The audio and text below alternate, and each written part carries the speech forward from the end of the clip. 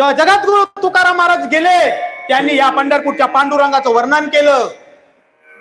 माऊली गेले, माऊलींनी या पंढरपूरच्या पांडुरंगाचं वर्णन केलं. म्हणजे या परमात्म्याचं असलेलं मूळ स्वरूप, परमात्म्याचं असलेलं सत्य तत्व, परमात्म्याचं असलेलं ओमकार स्वरूप संतांनी आपल्याला समजून सांगितलं.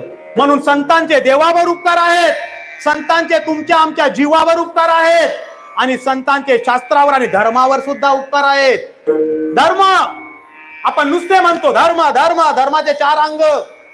सत्य हे धर्माचं अंग आहे, स्वच्छता हे धर्माचं अंग आहे, अहिंसा हे धर्माचं अंग आहे.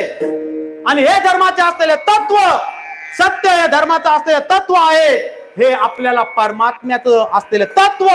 जगद्गुरु तुकाराम महाराजांचा मगाशी आपण अभंग बघितला, सत्य तू म्हणजे धर्म, सत्य धर्म कोणता असेल? परमात्मा स्वरूपाचं तत्व.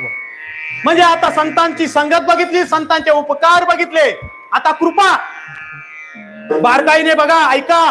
कृपा 4 कृपा आहेत शास्त्राने सांगितलेल्या, 4 कृपा. त्या कृपा कशा होतात?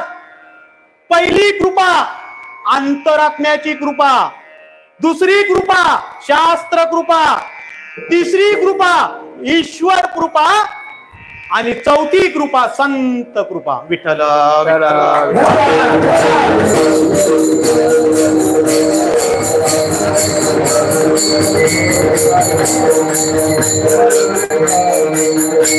जेव्हा आपल्यावर आपल्या अंतःकरणाची कृपा होते, बघा अंतरात्म्याची कृपा.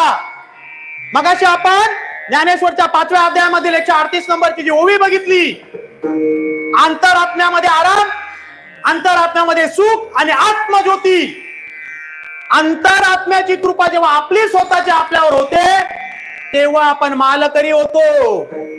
अंतरात्म्याची कृपा जेव्हा आपली आपल्यावर होते तेव्हा आपण संतांजवळ जातो, आणि अंतरात्म्याची कृपा जेव्हा आपल्यावर होते तेव्हा लगेचच आपण दुसरी कृपा म्हणजे शास्त्र कृपा होते. आणि जेव्हा शास्त्र कृपा होते, अंतरात्म्याची कृपा आणि शास्त्र कृपा, बघा 4ही कृपा झाल्यानंतर मी तुम्हाला योग सांगणार आहे. अंतरात्म्याची कृपा जेव्हा आपली आपल्यावर होते तेव्हा लगेचच दुसरी कृपा शास्त्र कृपा होते, आणि शास्त्र कृपा जेव्हा होते तेव्हा आपल्याला ज्ञानेश्वरीच्या ओव्या पाठ होतात, तेव्हा आपल्याला जगद्गुरु तुकाराम महाराजांच्या गाथ्यामधील अभंग पाठ होतात. आणि अंतरात्म्याची कृपा आणि शास्त्र कृपा झाल्यानंतर आपल्या स्वप्नामध्ये पंढरपूरचे पांडुरंग येतात. अंतरात्म्याची कृपा आणि शास्त्र कृपा झाल्यानंतर परमात्मा आपल्या स्वप्नामध्ये येतात, आणि आपल्याला कुठे पाठवत असतील? संतांजवळ पाठवतात. आणि जेव्हा संत कृपा होते तेव्हा इमारत फला येते. संत कृपा झाली, इमारत फला आली, ज्ञानदेवे रचिला पाया, उभारिले देवालया. म्हणजे जेव्हा संत कृपा होते तेव्हा आता शक्तिपाठ बघा. शक्तिपाठ, नजरेने शक्तिपाठ, स्पर्शाने शक्तिपाठ, स्वप्न शक्तिपाठ, स्पर्शाने शक्तिपाठ, शक्तिपाठ,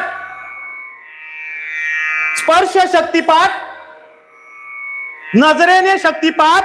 आपण हे चरण सोडवत असताना पाहणार आहोत. त्यानंतर स्वप्न शक्तिपाठ. वारकरी संप्रदाय म्हणजे शक्तिपाठ कसा होतो बघा.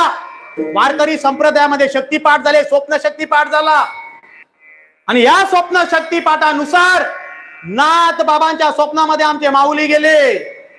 नाथ बाबांच्या स्वप्नामध्ये जाऊन माऊलींना आशीर्वाद दिला, शक्तिपाठ केला, आणि नाथ बाबा आळंदीला आले आणि माऊलींना भेटायला गेले.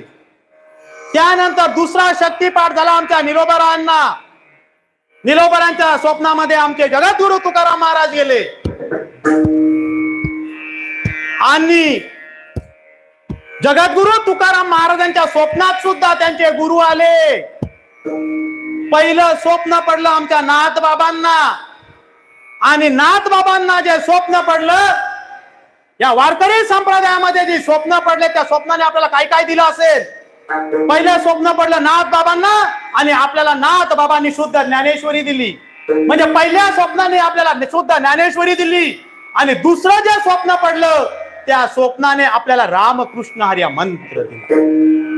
जगद्गुरु तुकाराम महाराजांच्या स्वप्नामध्ये त्यांचे गुरु गेले, आणि त्या स्वप्नामध्ये